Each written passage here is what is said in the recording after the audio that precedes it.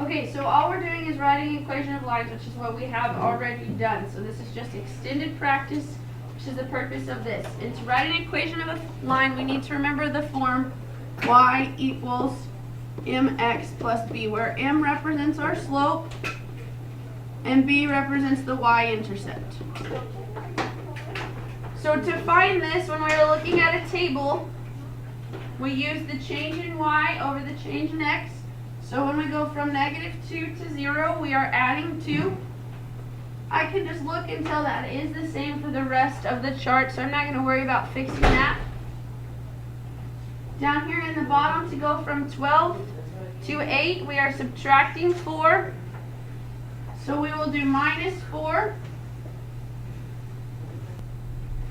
Okay, so we have the change in y, which is -4 over the change in x. So m equals -4 divided by 2, which we can simplify to -2. We're going to plug that into our equation, y equals -2x. And from here, we need to find out what the y-intercept is. To find the y-intercept when we're looking at a table, we simply look for when x is 0. So we have that point on this table, and it tells us that our y-intercept is at 8. So we have a +8. And that is all the steps necessary for completing a table, for completing an equation from a table. So we're going to do the same thing for number 2. When we're considering, we have -4 and a -1. To go from -4 to -1, we're going to be adding, and we're going to add 3. This does look the same throughout the table. So now we're going to look and see what's the change between -10 and -4. We are adding 6, and it is the same throughout the table. So for our m, we're going to get m equals 6 divided by 3, which is 2. Now at this particular point in time, we do not have a y-intercept. Okay, so there are a few things we can do. We can try to figure out what it is with the graph, or we can use the point slope formula that we've talked about today, which is y minus y1 equals m times x minus x1.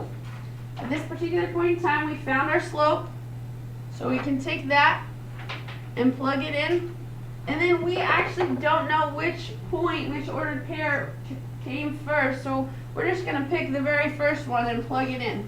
So we're going to plug these numbers in, so we'll get y minus -10 is equal to 2 times x minus -4. Minus and negative changes to addition. I know I'm getting a little bit out of room here, so you guys can use whatever you need.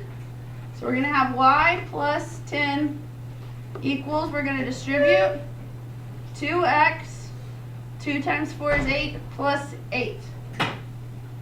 And from here, all we have to do is move over our -10.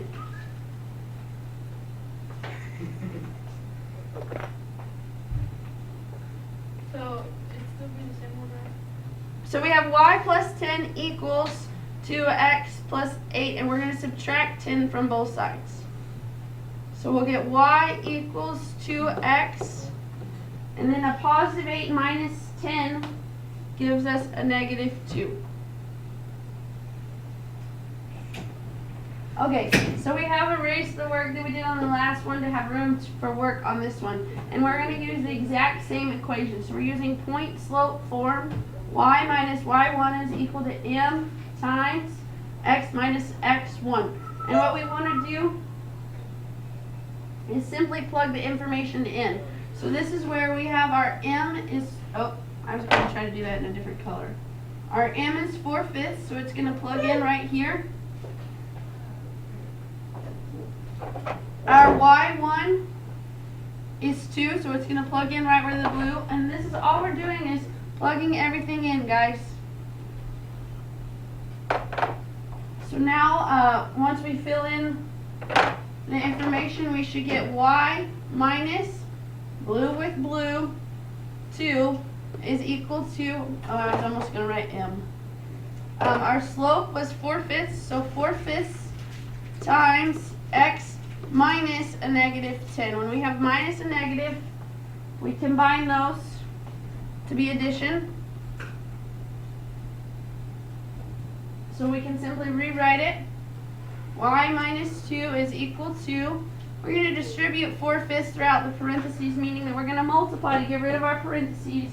So that gives us 4/5 x, and then we have 4/5 times 10.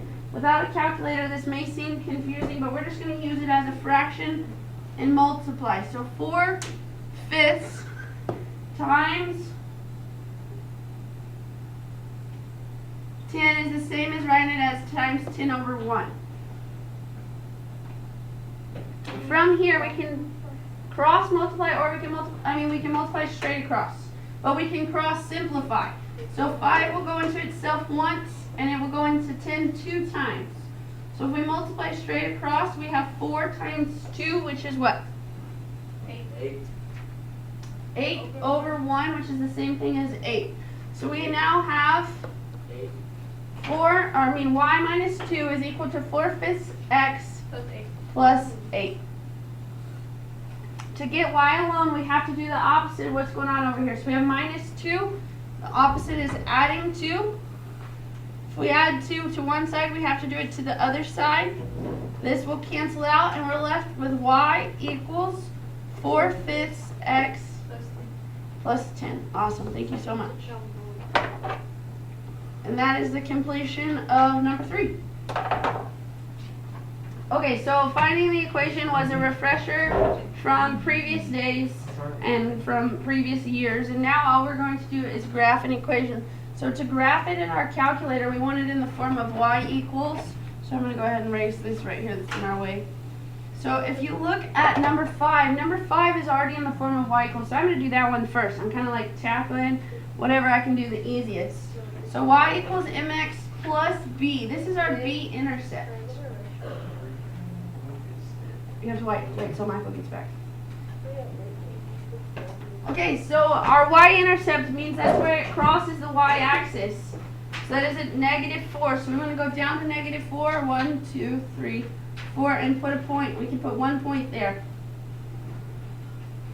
Now all we're going to do is use our slope. 1 over 2 is rise 1, run 2. So that's all we're going to do. We're going to rise up 1 over 2 and put a new point. Go up 1 over 2, put a new point. Up 1 over 2. We run out of room going this way, so if we were to want to go backwards, we're going to do the opposite, meaning we're going to go down 1 and over 2 to the left. As you see, it can continue our line and then connect them with a straight edge. If you have one, that would be a lot better. And that's all you have to do. You begin with the B and move with the M. So y equals mx plus b, begin with the b and move with the m. So if we will look, there's a few more. On 7 and 8, and technically 9, they're already set up for us. So our b value on 8 is plus 5. So we want to go up 5, 1, 2, 3, 4, 5, and put a dot. Our slope is -2, +3. This means that we are going to go down 2 and to the right 3. So go down 2, 1, 2, and over 3. 1, 2, 3. And we can continue this to create our line. And if we go the other way, it's the same thing. We're going to go the opposite. So now we're going to go up 2 and over 3 to the left.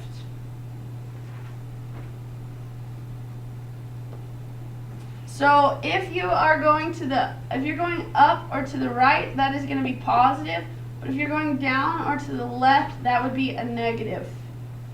Just letting you know when you're moving. I know that's not the best setup for that, but you guys should be familiar with graphing points on a line.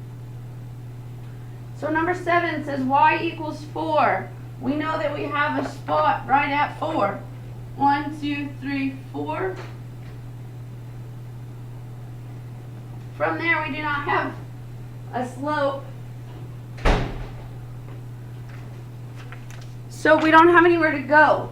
But if I plugged in a number for y, I already plugged in 0 for y, and we got 0 and 4 equals 4. If I plug in a different number, it's going to be the same. So at this time, anytime you have y equals a number, this is providing you with a horizontal graph. Y equals is horizontal.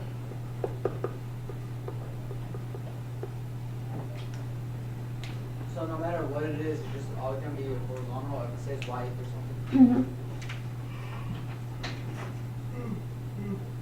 If y equals a number, if it equals a constant number.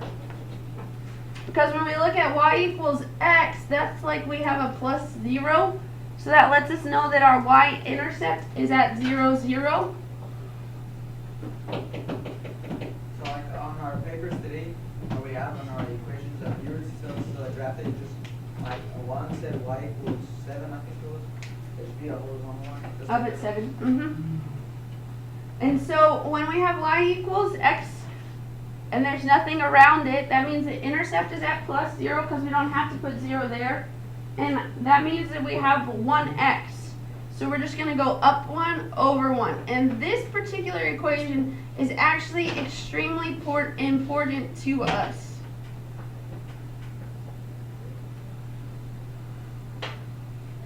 So you want to write this here, and it's going to be on notes further along. But y equals x is the parent function.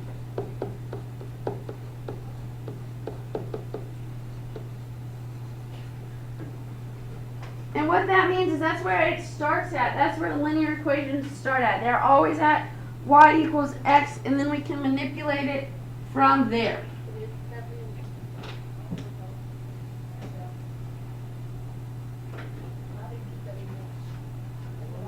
So now that we've got all of our easy ones accomplished, we want to go back up to the top and figure out how can we do these that are not in the form of y equals. Well, all we're going to do is move stuff around. Remember, we're in charge. We're like the puppeteer. We're in charge of however we want to get y by itself. So I'm going to draw my line, and I'm going to do the math work, and it might end up over the graph, which is okay. And then I'll just erase it once we get to our equation. So if I draw my line and we want y alone, we have a positive 2x going on over here, so we need to move that. The opposite of a positive 2x is negative 2x. When we're considering like terms, we do not have any x's over here, so we can't put it with our 3. We can just rewrite it. Negative 2x. So we mark that out. And I'm actually going to move down here. So we have negative y equals negative 2x plus 3. I put the 2x in front, but it doesn't have to be that way. It can be behind the 3, whichever way we want it.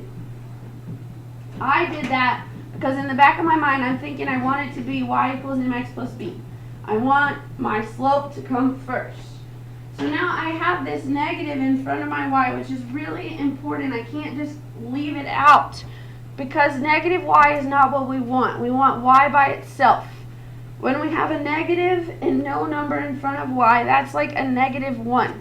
So we're going to divide by negative 1. Anytime you divide by negative 1, that changes the signs of everything.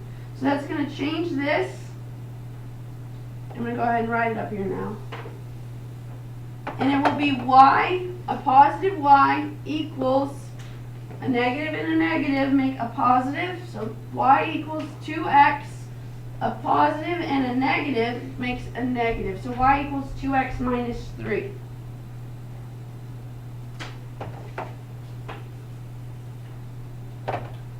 To graph it, we go down to negative 3, put a point.